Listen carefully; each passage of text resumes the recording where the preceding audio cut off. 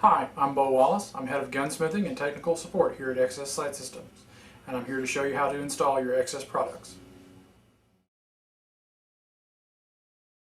Okay, some of the items you may need to install sights on a 1911 style firearm. A 6 or 8 inch flat file, either a 60-degree triangular file or a 65-degree triangular file, a set of Allen wrenches, a non-marring drift punch, a brass drift punch, a steel drift punch, and a slide bushing wrench, along with a small hammer. A big asset anytime you're working on a slide, installing sights, is a vise to securely hold the slide. Not only would you need the vise, you need a set of brass or rubber soft jaws. In either one, you need to line it with a clean sheet of notebook paper so you don't wind up scarring your slide. Okay, before you start any installation project, the first thing you need to do is unload the firearm and verify that it is unloaded. First thing to do, remove the magazine. The next thing to do, operate the slide and lock it to the rear. Then we want to physically check to make sure there are no rounds present in the firearm.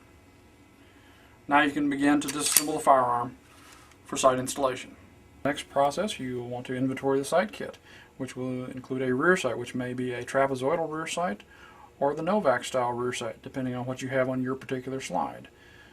There will be a front sight, either standard dot or big dot, the red thread locker, an Allen wrench, and a non-marring drift punch. Next, read through the instructions that apply to your particular sight kit. A list of these instruction numbers can be found on the white label stuck on the front of the folded instruction sheet. If, after reading through these, you have any questions, please feel free to call us for technical assistance. Our number Monday through Friday, 9 a.m. to 5 p.m. Central Time, is 1-888-744-4880. In removing a dovetail front sight, you may need something more than a non-marring drift punch. You may need something as stiff as a brass punch. If you drive on a sight, do not drive on the blade, as you can break it off. Drive on the dovetail piece, so it can be drifted.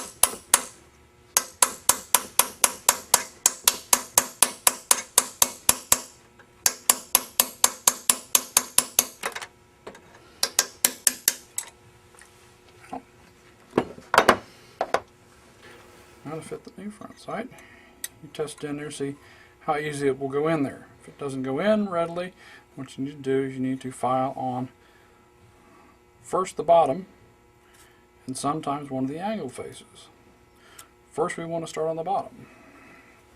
With that, use a file.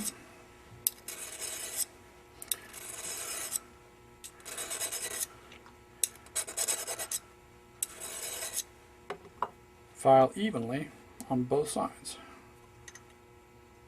and test the fit.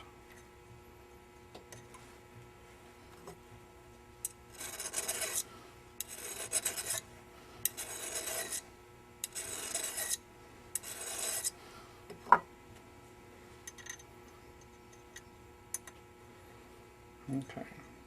Now, if when you filed it to the point where both the little races are gone and the sight still does not fit, now you need to begin filing on one of the angled faces.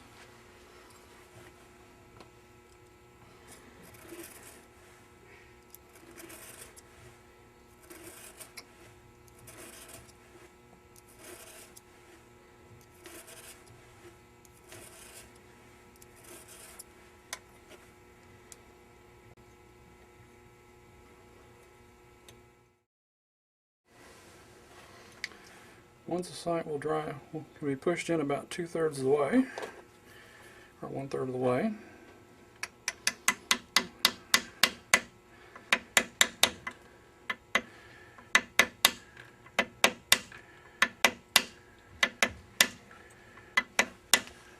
We're going to tap it in until it's centered. Once it's centered, we're going to apply red thread locker.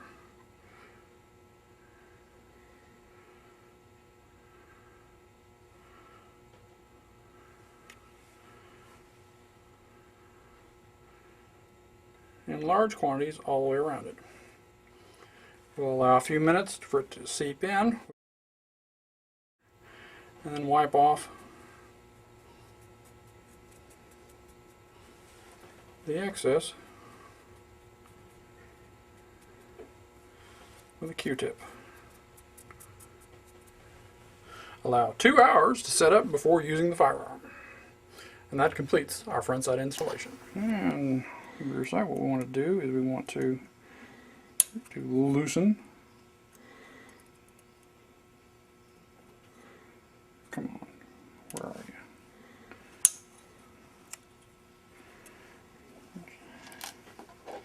Then using a brass punch,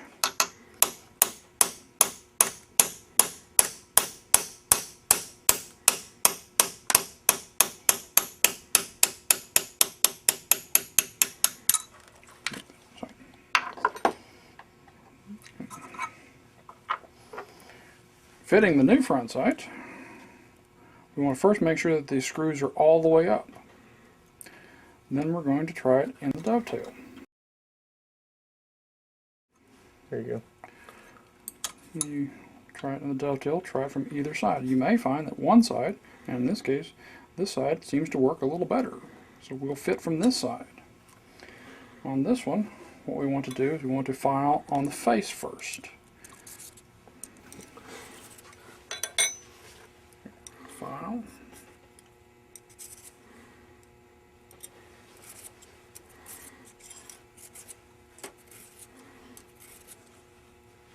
And we test. When it doesn't work, we continue to file.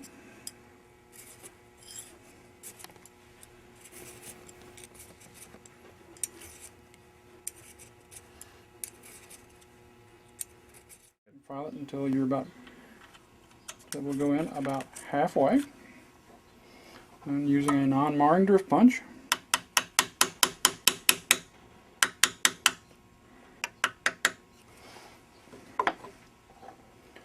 tap it in place,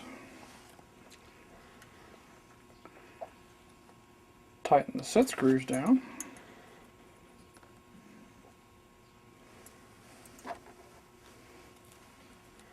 and apply our usual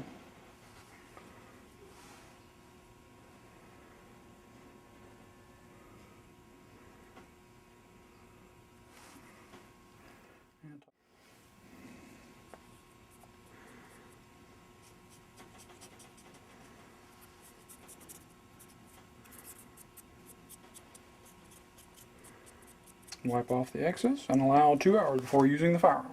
Trapezoidal sights are somewhat different. On those, we just simply file across the bottom after we've test fitted. And in this case, it'll actually go in place. We're going to show. And we're still going to wipe off this. We'll go most of the way.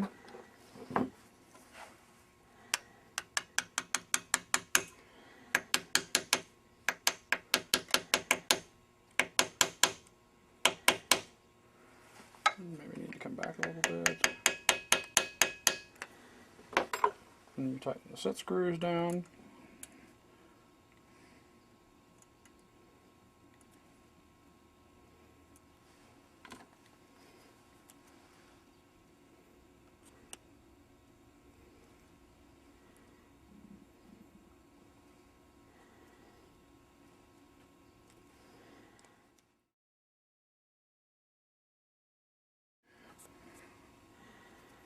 Wipe off the excess.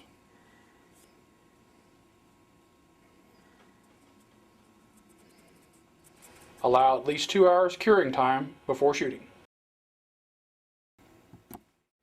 That completes the installation of these excess products. If you have any questions, please give me a call on our toll-free number 1-888-744-4880 Monday through Friday, 9 a.m. to 5 p.m. Central Time. We'll be happy to answer your questions.